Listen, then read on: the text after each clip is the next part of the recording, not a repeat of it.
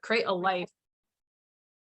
We needed a way to create a life opportunity for all of us, and what was going to be the future for my brother and I when, my parents both had passed away, which at this point they have. So it's really just me and my brother. And if it wasn't for the community that we have built here at Homesteads for Hope, we wouldn't have nearly what we have. So Homesteads for Hope was founded in 2013, just on paper. And I remember it was $1,000 donation I made to go set this up.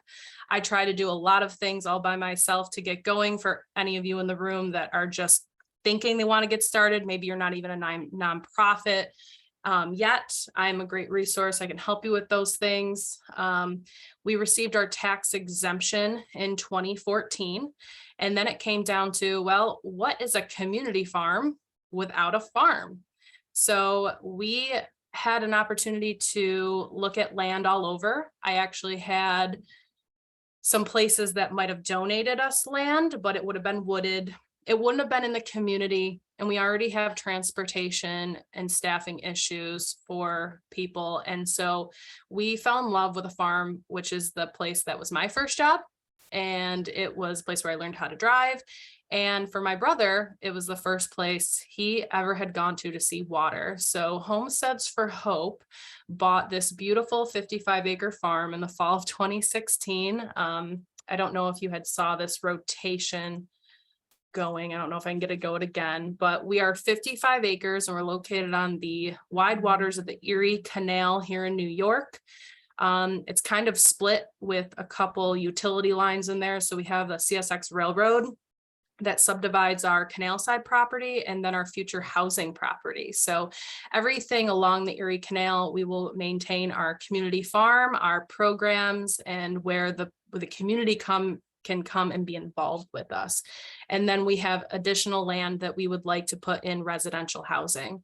Our values are trying to create a place to learn how to work and actually be employed, a place to live, but always and every day is creating opportunities to grow. And that is growing people's purpose and confidence in nature's classroom. So I put some notes on my screen because how does someone buy a 55-acre farm at, 21 years old? It doesn't know what they're doing.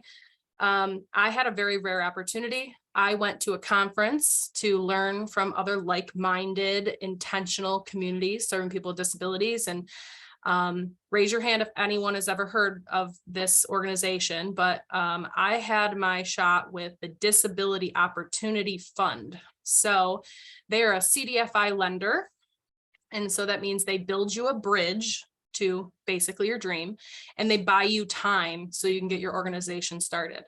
I'm sure many of us, if your vision is as large as mine, is that you feel like if you build it, they will come. And that is why I felt like I needed to have this property and this specific property so that we could be so centrally located to our, main city, which is Rochester, New York. We're only 10 minutes from literally a parking garage downtown Central Square. So we wanted to be able to be centrally located to serve our population best. And I didn't want a funny farm or a hidden farm. I wanted to be right in the public eye. And we did a traffic study, and there are 10,000 cars that go by in an any day week. So our funding, I bought this $1 million farm for only $5,000 down. If anyone is shocked with that, or other people's that are looking for farmland.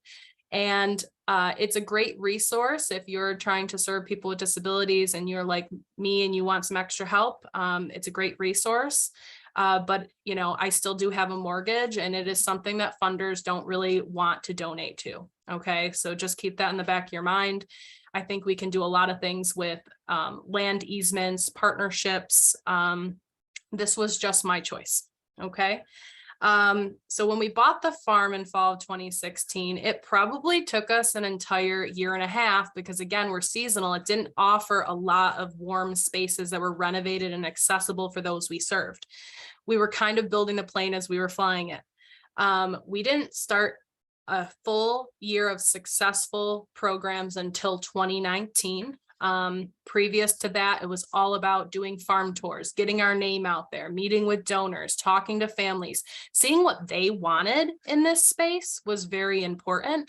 It couldn't just be what worked for my brother or our small pilot program, which was originally called Farm School. But here in New York, if you want to get funding from the state through a waiver program or what we call self-direction, you know, it can't be a school, it can't be so many things. So we have created something that the parents have asked for, and a lot of people do private pay, but I'll get into that in a second. We have been around for 6 seasons now, and we've only started successful programs since 2019, and we already have 600 families involved. That is from our membership, our students, extended families. Okay, so like the aunt and uncle and the cousins of my students are very involved. We have multiple volunteers, and we're really a family. So when I say families involved, I mean, I'm not counting the customers and the event attendees. I'm talking about people that are truly behind us and making this work. Of today, we have 9 full-time staff, and that has taken a really long time to get, and this is the best team I've ever had. We have 2 part-time staff, which includes our 2 graduated apprentices from our program. Are actually now employed. So they learned in the program, they graduated. And so now they work here with a competitively paid job, and they're not working little jobs. One young lady is in our farm store and cafe, and she's working up to 30 hours a week in the busy season. And another young man is in our CSA program, a part of our farm crew at the farmers market, doing the real work at about 20 to 25 hours a week. And then we have about 30 full-time volunteers. That was not always the case, but this year we just made sure that someone was making sure that these volunteers were being organized and thanked. And I call them like full-time, or I wrote part-time, but they're here a day a week, if not 6 hours more a week. So someone cuts the grass. The only reason our farm store and cafe really doesn't make any money, but the fact that we are trying to make it sustainable for the young lady we hired to work in there. We have volunteers around the clock that do everything from the grocery shopping to manning the weekends, and we just have a great pool of volunteers. We also host another 20 corporate groups per year. So we just like picked a day and said on Fridays from 9 to noon, we're going to invite corporate groups to come out. We use Sign Up Genius to be able to collect that data. And I'll also get into some really good tools today. For the CEOs or founders in the room, or maybe the CFOs, annual budget for us is $750,000. So what do we do? So we offer a bunch of programs, but highlighted in red is our bread and butter, right? It's the thing we exist for, and it is called Ready, Set, Work. It is learning to work in nature's classroom. We currently have 22 full-time students that attend with us Monday, Wednesday, and Friday. They have the option of coming full day experience, just the morning, or just the afternoon. And I have listed the fees, you know, just to be transparent. We're all trying to create something good. This is just what we do. Okay. We try to make it affordable. We do have people private paying, and then we have some that are using waiver services through Medicaid. It's called self-direction in our area. But they're a part of the entire farm concept. They are, and we'll talk about our main program out of it is our CSA food share, but they're working the real jobs of the farm. They have all the chores that you can imagine, from taking care of the chickens. They are cleaning the whole facility, so they're keeping their place clean and friendly to be at. And then we also do breakout sessions of other skills training, if it be carpentry, if it be landscaping, or if it's like creating a concept they want to do for their farm, at their farm, like events. They get to do that in our Ready, Set, Work program.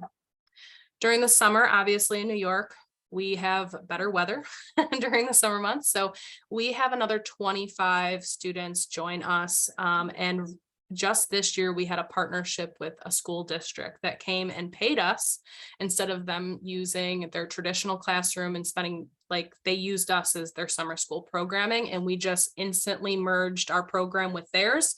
And it was a great mix, and we can't wait to have them back. In the evenings, we're here. We have a farm club once a week for an age group of like 8 to 14-year-olds.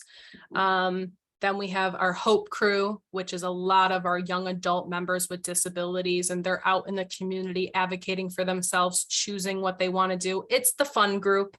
Yes, they're here for bonfires and activities, but like they want to go out and do things that young adults do. And then we get into our membership. So this is kind of really where we started because this is what the community asked for. So this year we have a 3-tier membership. We have a social membership, which all the membership tiers get the perks of this, but for our social membership, you get all of our events for free, Farm Club and Hope Crew, and community classes within. If we do any workshops or private events for just the families, like siblings and stuff, they're the first to know about everything. We also are on the wide waters of the Erie Canal, so people can come kayaking. They can actually leave their kayaks or canoes right here on site. They can come fishing any day, and they can use the property for like a picnic 7 days a week. Then we have a garden membership, and we have 80 boxes on our site that we built during COVID. So we have 80 opportunities for people to come and learn to grow in their own garden plot. There's been some successes. There's been some downfalls. We know we have to make some changes, but we find that people love it. They want it. They're really engaged at the beginning of the season, and then the weeds take over and they stop coming.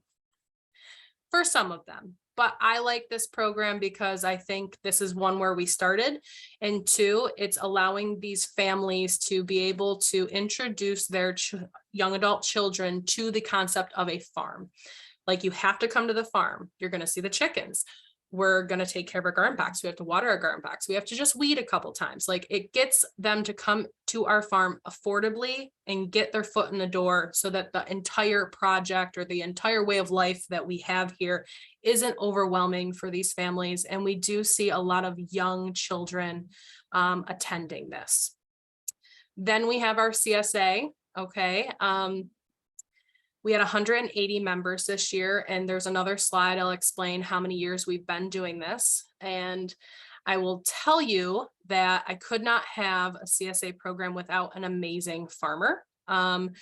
If we could not find the right person and the right personality and skill set to do this, we would probably be called a community garden, because all I could grow at the time were flowers. So we have a very hardworking farmer, Chris. He's in the room if he wants to wave. He has really taken our farm to the next level, and we are producing, I want to say, 8 acres of organically raised vegetables, and we title it as a membership. Okay, so our members in the community are getting not only 20 weeks of organically grown vegetables, they're supporting our programs, and we let them know that that is the connection, and they get to be a part of our program, and the participants in our program are producing their CSA, and they're the ones that are harvesting it and delivering it to them on CSA pickup day. So we have 180 this year. It is something very lucrative, but again, like, you have to have the right team, and we have great staff around here. So that is only reason it is possible. Yeah. So our Ready Set Work program, I highlighted in red, just if you wanted to see the price breakdown and how we're doing things.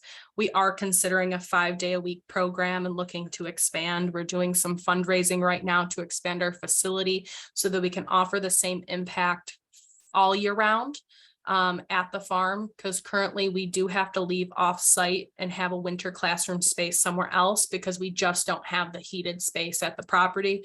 We have historical values on this farm. We have those big barns you saw. We have small little barns, but to heat them, to air condition them, to weatherize, we have a lot of work to do. A part of our program, we really only got started with this year because, again, we had our first year of successful programs in 2019. Yay. COVID. Yay. 2021 was so hard. Can anyone agree? Like, 2021 might have been harder than 2020. So we're really just getting back on our feet, but like we've doubled our impact just within those years. Like it just took that long. We've graduated 5 people out of our program into competitive employment. 3 are off site and they still, most of them continue to come back and visit and see us. And then we have 2 that I mentioned that are working here on site. And these are the lovely faces of some of our friends. The tall photo of the man in the cowboy hat is our elder. He's our oldest participant. And if he was on here today, he would tell you that he waited his whole life to have a farm. Other things we do at the farm, right? So I got a big mortgage, kind of mentioned that, but also like we have this big community we want to share. We want to grow inclusion. We want to be present and tell people we're here and we can, and not focus on what we can't do. We really want to embrace the success of the people that we serve.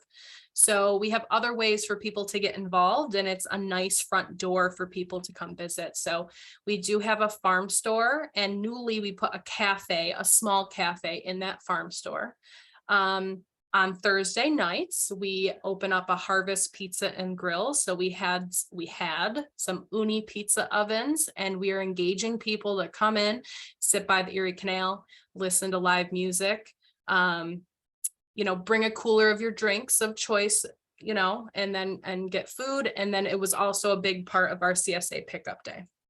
So Harvest Pizza and Grill, it was very successful. Only open 1 day a week because why would we want to put more on our plates than we can handle? Those big, historic, beautiful barns were not beautiful when we got them, but we put a lot of effort and time and talent into those so we could use them for our own classroom spaces, our community events that we host, like Easter egg hunt, fishing derby. We do a lot of food truck rodeos, but also we rent them out for private events. So if you're a member, you can rent our barns on a Sunday for a small gathering for $300, or you can rent our facility for a wedding. It's been fun. We want to do a little less, more of them, because I will tell you that we are extremely inclusive. We are so inclusive that there's sometimes I kind of wish we need to back off and just focus on our mission and that population sometimes, because we are so inclusive. And if you come to the farm, you won't be able to tell who works here, who doesn't work here, who has a special needs, who's a volunteer. It's like literally everyone just feels like family when they come to Homesteads. Our CSA food share is also considered an enterprise because it is bringing in revenue. So you can see we only started the CSA in 2020. We didn't get our farmer until 2019, but during COVID, we said we're growing food for the world. We started off with 75 shares and they were just full share opportunities. We saw the success of the program. In 2021, we expanded a little bit with about 110 shares. 22 of this year, we did 180 shares.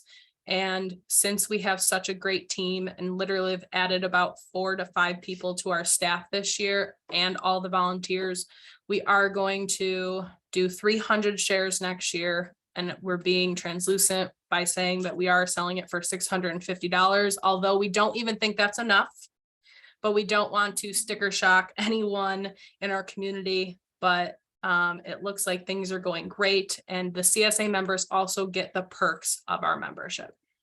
So the kayaking, all the events, the farm club, the Hope Crew. And another thing, we're always on top of what is working and what is not. Just so you guys know, always evaluate what you're doing. Don't always get too comfortable and just be like, well, it works, so it's fine. But no, you really have to ask your clients and your consumers like what they want. And that's what we constantly do with year-end surveys and things like that.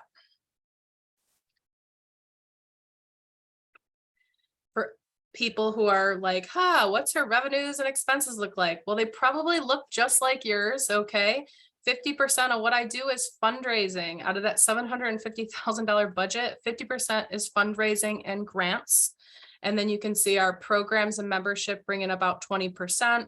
Our CSA is at 12%. That's this year's numbers. And then we do some small events, so like a barbecue, the fishing derby, the gala that we do, I'll show you on the next slide. They do bring in some revenue. We obviously want to have more 50% sustainable revenue at your organization and only about 25% on fundraising, because you want to be able to be sustainable in the event that there's a pandemic and people are not giving to you and you can't count on that money. You need to be able to count on your practices to be able to sustain you in case that well runs dry. And then, of course, you know, expenses, wage and benefits. You got to take care of the people that are here. It's literally the most that we do. And then we do have a high overhead because we do have a mortgage. Beautiful photos. We run a lemonade stand on Thursday nights, Thursdays at the farm. A picture of our CSA, I believe that was from last year. A busy parking lot, probably for Thursday nights. And all those member boxes I told you about, and a little snapshot of the farm cafe we had built right after COVID, because the first building we did was we got it for free. So it was like, here's a barn, we're gonna have a store, and then we're gonna have a classroom next to the store so they can learn the skills of the store in the classroom. Well, then COVID happened. So we only opened this thing August of 2019, then COVID hit, couldn't even use the classroom because you had to keep people socially distanced. So it was becoming a drop all room. So we decided to turn it into a cafe. And that is more of a moneymaker than the farm store. And I went backwards.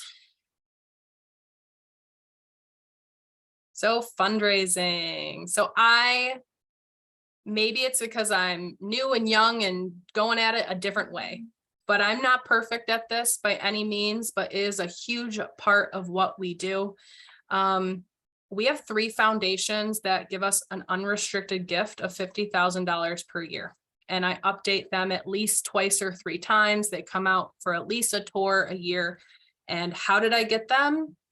One was a connection from the Disability Opportunity Fund. So connections you make in the beginning of your organization, do not forget about them, because they're probably like, they are as the people on day one are as important as the people that you talked to yesterday.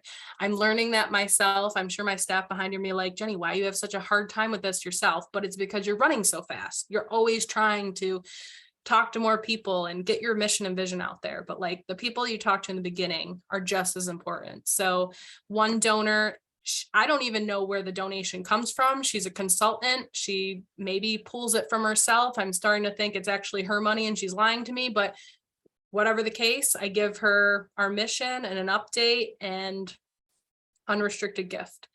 Another foundation loves programming. Just here's money to make sure your program is consistent.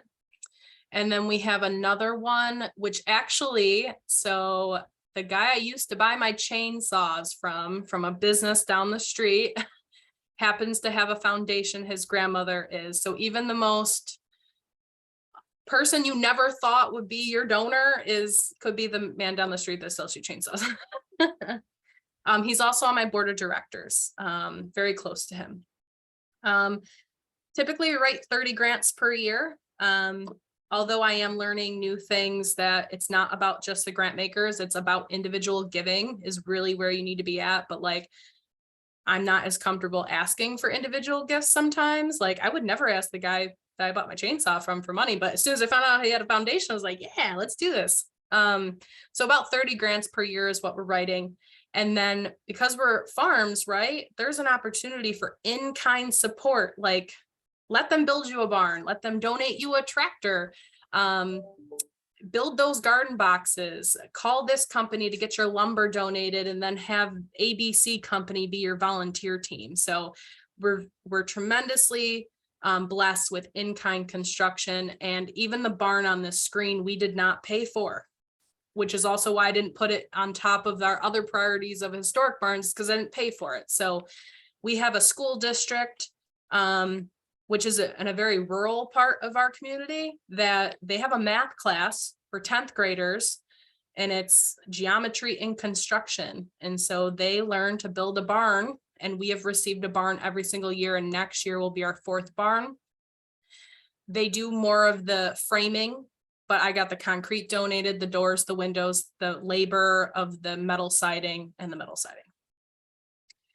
Multiple events each year. I will be the first one to tell you, and I'm sure other people hopefully maybe agree with me. Events are hard, and they are way more harder now that COVID. People are more than comfortable to sit at home on Zoom with pajama pants on. They don't want to go to the galas. They're the same after the same after the same. So if you do them, try to be unique, try to be different. We've had some success with just small little cocktail networking events with our people to invite them in, but think of it like an open house, not a cocktail hour. Think of it like an open house and being very mission driven. Food truck rodeos bring a lot of people to your site. And even if you can put $10, $15, $20 on it and get the band to donate, like that's like a $5,000 to $10,000 night we can do by just the door. And we don't even get sponsors for that. Blue Jean Ball has been our gala for the last 2 years. We kind of did some name changes, but again, the gala brought in $100,000 in 2019, our first year of doing it. Do you see this theme I'm talking about? Like 2019, we kind of just got started and then boom, COVID. So if anyone was in that situation, I feel for you because it's hard, right? It felt like you were just getting started.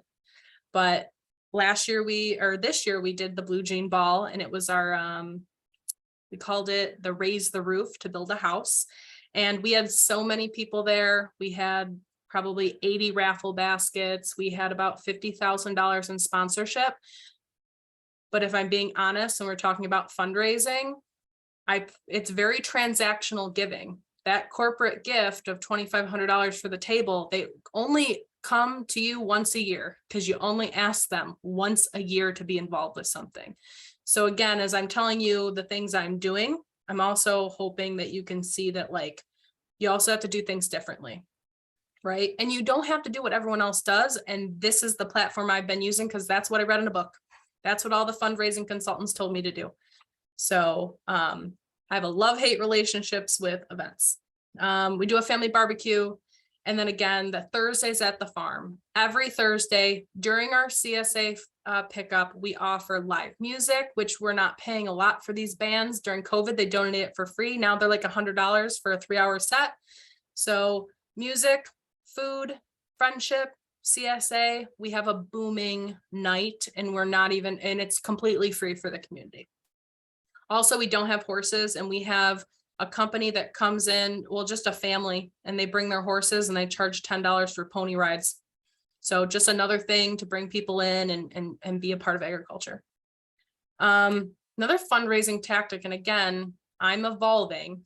We just did our first thankathon 2 days ago on Giving Tuesday. Giving Tuesday is old news. I see that, I think it was Red Wiggler did really good with it. Some people are just, but I don't know if that's a lower than we usually have, but like I use it as Thankful Tuesday. Let's thank the people that have donated all year instead of begging them on one day to just please only donate on one day, because maybe they only did $25 when they can do $2,500 if they thought about it, right? Or if it was a very strategic ask. So we found the Thankathon to be very successful. It was also the day that our farm manager and his assistant, they called all the CSA members to thank them. Thank you for allowing us to hire our care farmers. And we're going to hire another one. And also, by the way, I'm letting you know that you can sign up for the CSA today. They sold $10,000 in CSA in that day. So again, very important. They won.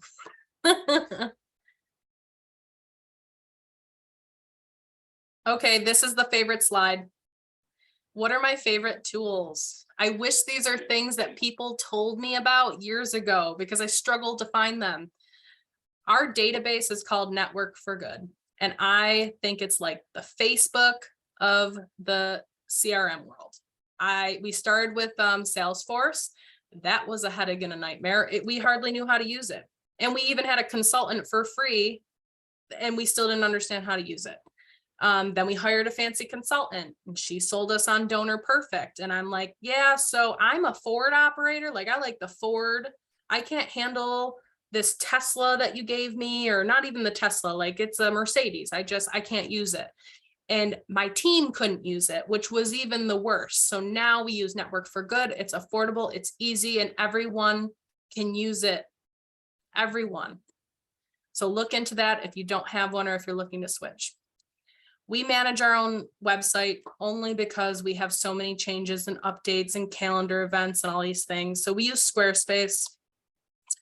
I'm sure everyone in this room uses Canva, but if you don't, just go and do it right now, Canva. I have some exciting for you. So we use Instrumental. It is a grant database. So everything you need to know about a grant maker lives in Instrumental. On the next slide, I will, if you email me, I will send you a 1-month free trial because that's how I got started. Someone sent it to me and I want to make sure you guys have that. Sign Up Genius. We use that for the volunteer signups. Like every Friday, sign up, we get all their information, they can change their own date, those type of things. And that's because we don't have a fancy website, right? So we use Sign Up Genius. Also, I am very sick of hiring people that tell me they can help me with something and they can't. Consultants are great until they're not. So I've been looking online for new options. So one thing not on here is we are starting a podcast that will launch in January. I just signed up for a marketing program it's called Blue Sky Philanthropy. I just started, it was $1,000 for all these things. And right prior to this meeting, I had a one-on-one with her for 45 minutes. So I thought that would be worth it, right? And then there's another one called the Capital Campaign Toolkit. For those who don't know how to do a large fundraising, that's there. And other things we love is just our volunteers are our hiring pool. If they volunteer and I like what they do as a volunteer, I could probably hire them. So take good care of your volunteers because they're probably your workforce. Our farm store is the lobby. People just stop in and say, I didn't know this place was here. What do you guys do? And I put my people in there and I put our care farmers in there and everything. That is the lobby. Don't come to our office because it's in a job trailer, but still like go to the farm store. Thursdays at the farm, that's offered weekly. Memorial Day, we have so many people that come here on Memorial Day to plant their garden boxes. So just when you think everyone's opening up their campers or their pools or whatever, like, no, they actually don't want to cook and they're going to come do a potluck with you and all of your members and create community. And then again, the Thankathon was really good. Trying to buzz through. If you want 1 month free of Instrumental, please email me. I'm sure we'll put this in the chat as well, but Jenny@homesteadsforhope.org. I will, right after this, I will send you an email so you can get 1 month free to use this donor database, and literally it gives you matches. You can really scale it down. I'm on my farm screen right now, and it's like USDA farm to school grant. It tells you what the amount average and ranges are, when they're due. Like it's pretty awesome. And you can also export everything out of it. So if you don't want to use it for a whole month, go and do all your research and just export the information out and not use the membership ever again. Okay, and now that I'm out of breath, this is the dream of Homesteads for Hope Community Farm. So as I started, we wanted to create an intentional community to serve adults with disabilities with a place to learn, work, live, and grow. And I thought the location was extremely important. And so I fought really hard for us to have the most beautiful property in Monroe County of Rochester, New York. And it's a total of 55 acres. And as you can see, we will always maintain a farm on the canal side operation. And then we are looking to put in 30 acres of inclusive residential housing for those we serve. And that would include a nice mix of our veterans, our disability community, our college students who might be able to get free housing because they're caring for the other people in the community. And, you know, not only the care farming, which I love this whole concept, and people here, we're doing great things, but community that cares for each other as well. So think about that in your residential pieces. Is creating a full life worth living. So thank you everybody so much. And I would love to answer any questions for you. And I will take my screen off. Thank you, Jenny. That was fantastic. have encouraged people to put any questions that you've got into the chat. You can also unmute yourself, but there's a fair amount of us here, so maybe chat would be easiest. I'm going to start off with a question here, and that was from Nancy. She had a question about how long do individuals stay in Ready, Set, Go? She was asking, it was $1,200 for how long? So it's Ready, Set, Work. Ready, But I Set, like that Work. too. Thank you. Okay. 1,200 is Monday, Wednesday, Friday, and it's for the full time frame of 9 to 3. And we are seeing that they're staying in there about the same length of people going to college. So about 2 to 4 years. But again, we didn't start a program till 2019. And the one young man we hire right now, he did our program for 2 seasons. Again, the winter gets a little wonky, right? But he was with us for 2 years, and now he's competitively employed. And previous to that, he was in an ARCS program, making a penny a piece, putting boxes together. So now he has a real job and a real life. All right, so yes, thank you. Ready, Set, Work. Do you have any books you would recommend around fundraising? I have a lot of them that I don't read. I like blogs. Please check out Blue Sky Philanthropy. That I like, has got a lot of good blogs. Network for Good, actually, even without having it as a database, has great blogs. I just research, like, it's kind of what I do in a downtime too, like on my phone, like find a blog, read that way. So I don't necessarily read the books, but I'm always constantly researching.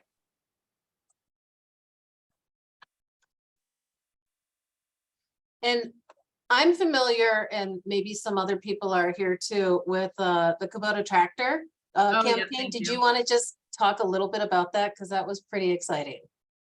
So literally probably on instrumental that day. And then Farmer Chris says, are we going to get a better tractor? And we need this implement for a tractor. So I end up going to the Kubota tractor website, because we don't do John Deere in this side of the country anymore. It is all orange Kubota.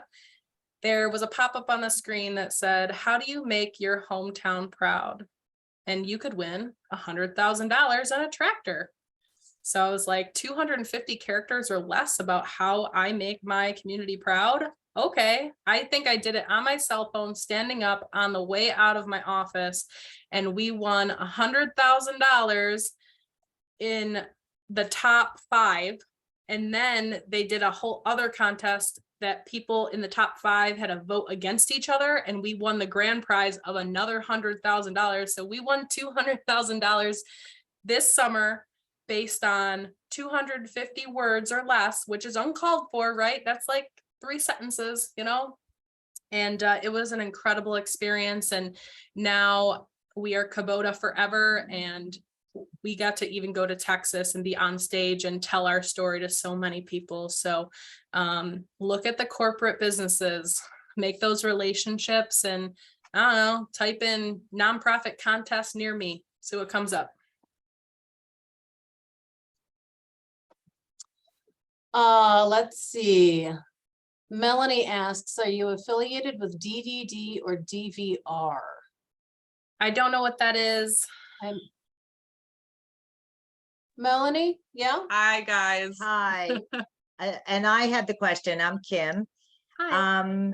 And DVR, maybe it's just New Jersey then. It's an organization that when you said they were affiliated with, they can use their Medicaid money.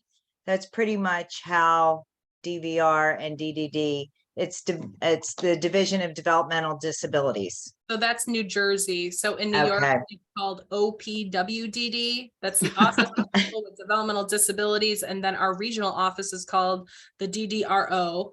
Okay. And the dollars, like, so people that attend our programs that are going to use their budget to fund their program experience, they're using what's called self-direction. So it's like a non-certified budget you can use to have choice of services in the community. And then we bill their broker for their fees. And so that's the only connection we have. Otherwise, we are very private.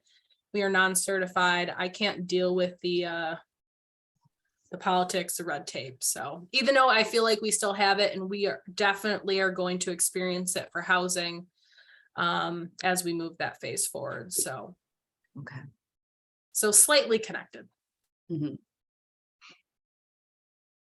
Jenny, another question for you from Elizabeth Snyder. How did you create the content and lesson plans for Ready, Set, Work program? So I will first tell you that when we started this was my mother and my mother will tell you, although she dropped out of school at like 15 years old, that she was an autistic specialist. Okay. She had real world experience raising autism, and we need to keep people busy all the time. Okay. What the people are doing has to have purpose. And so that's really how we started. It was kind of like farm school, but it was very hands-on. Then as I grew my team, I got some direction from education. I did obviously a lot of my research, and we more so had a gardening program before it turned into a real farm because of our dedicated farm manager. We did hire a consultant, which was a special education teacher, to create us a curriculum. And then I was kind of shocked when we kind of put her curriculum to work on our new summer students this season. And it wasn't as good as what people from the heart created, like the moms and the sisters and the direct support professionals actually doing the work with the people had the best ideas, and not just a special education teacher. So I'll just throw that out there. Go with your gut sometimes, for sure. And, I'm happy to share it with anyone, if you want to offline talk about, how to develop your plan, because we're actually thinking about changing ours up a little bit. And for those of you monitoring the chat, a lot of the resources that Jenny was mentioning, and including her email, I've thrown in there, so you can snag those. We're also going to be sharing this video after the meeting. I think we'll probably throw it on Care Farming Network site, and we'll link to a lot of these resources too. So another question for you. Do you and your family live on the farm?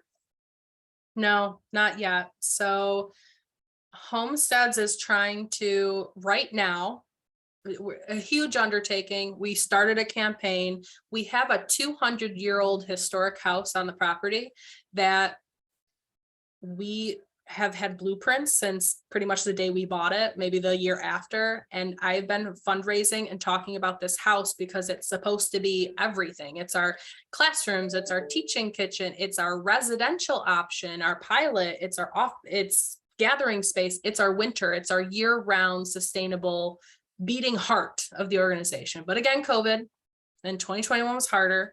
So to date, I have raised, and a lot of it because of the Kubota contest, we've raised about $600,000 moving forward just in this year to fundraise for the first house at the farm. But again, I will not personally live there, but there will be a 5-bedroom residence that we are calling a farmer's residence. So if you learn and work here, and you work here, you can live here, because we're not going to call it a group home because I don't want to follow their rules. See what I'm getting at? But also it should be inclusive, and we want to make sure that the place is safe all the time and things are getting done. So it's not so much on some of our staff, like myself, to come and do maybe Farmer Chris doesn't want to have to be here every morning 5 times a day, being the only person that's watering, right, in the greenhouse or the irrigation. And I don't want to take care of the chickens. And, we need to be able to have full-time people here. So it'll probably be an inclusive mix, maybe 3 individuals with non-disabilities that are kind of living and working with us as a stipend, of course. So think of your WOOF programs, Worldwide Organic Farmers, maybe something similar to that, but our own twist. We've been looking at about veterans. We have a huge veteran outsourced community here that we'd like to tap into. And then we have two male individuals that would be in a perfect fit to, get started in transitional housing, because man, the young man we're hiring right now, he's one of our best employees. So dedicated. And then there's days I'm like, why doesn't he drive? Like, I feel like he can have everything that everyone else can, and he deserves it. And someone just had to give him the opportunity, like we did, to see it.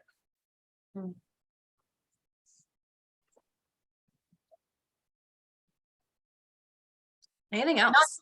Yeah, I'm not seeing any other questions in the chat. Is anyone not using the chat feature? Caitlin, it looks like you have a question. I was curious, thank you for your presentation. You mentioned you wrote 30 grants a year, and I'm wondering on average, like how many you hear back from or how many you receive? Are some of them repeats? I was just curious. Okay, I would say about 10 of them are repeats. 10 of them are no's, declines, because they were new. And 10 of them like to string us along a lot. There has been one funder in town that I thought I had to like get this magical wand of permission to get funding from, and it is not true, right? You just kind of have to know somebody sometimes. Like it's hard to get, sometimes we hide behind these computer screens and we just think it's all about paper, and I am not the best writer by any means. So I think it's really about like who you know. Does anyone have a Wegmans near them? Right? Yeah. Okay. Wegmans is a huge sponsor. I actually, the woman who actually, it's probably the same woman, maybe Linda Lovejoy. Woody, does that sound familiar? Okay.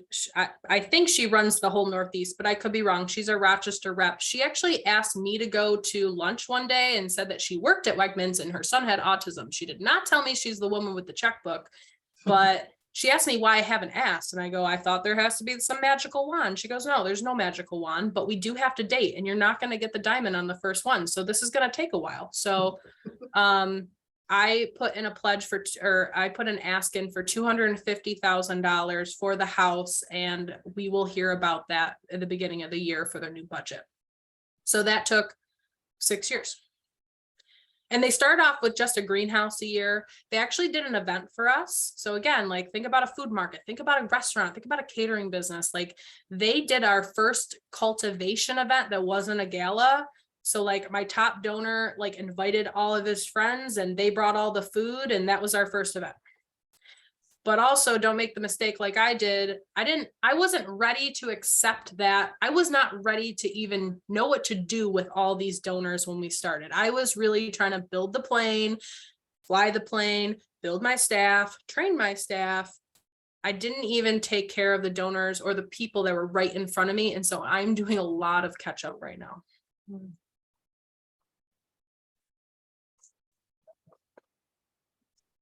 Did I see anyone else with a question for Jenny? I want to hear Melanie Reed's story. I feel like you guys got something going on in New Jersey. Hi, guys. Well, I just want to say this is our first time being a part of this meeting. We were brought into the fold by Jenny Chip, so thank you, Jenny, and hello.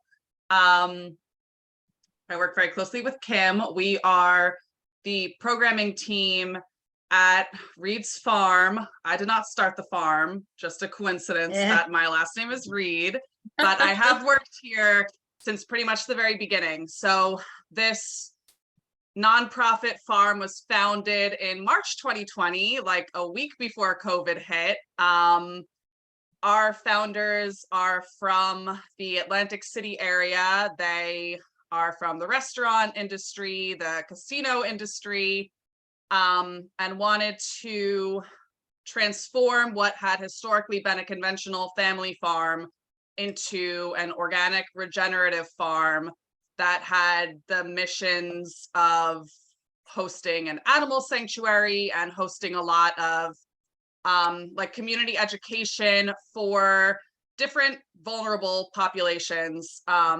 So I moved down here from New York, where I'm from, in September 2020 to serve as the programming director.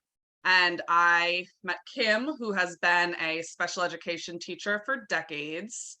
And together over the last 2 years, we have been building our programming at the farm. So we partner with local schools and we host like garden-based learning classes with culinary elements, nutrition elements, and like mindfulness, ways to enjoy nature activities. We are just actually opening this weekend a farm to table kitchen and market space in an original barn that's been on the property. So that's really, really exciting, especially because we also work with adult individuals with developmental disabilities for more vocational education programs. We have a number of adults who work with us on a weekly basis, 2 of whom we've hired, which is very exciting. And we work with them to give them job skills, involve them in our community here.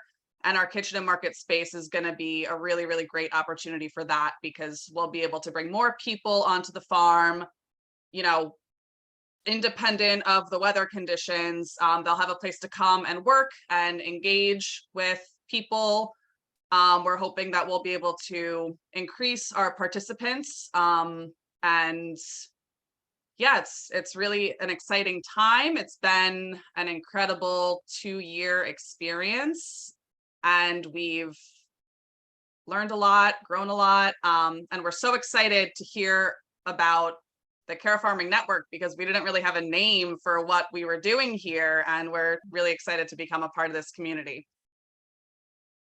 Yes, thank you all for putting together the Care Farming Network, because we all have an amazing story and a journey and a mission. And we need more platforms to talk with like-minded people, because we're only doing this to care for the people we're trying to serve. And if we can't count on each other, who can we count on? Right. So thank yous.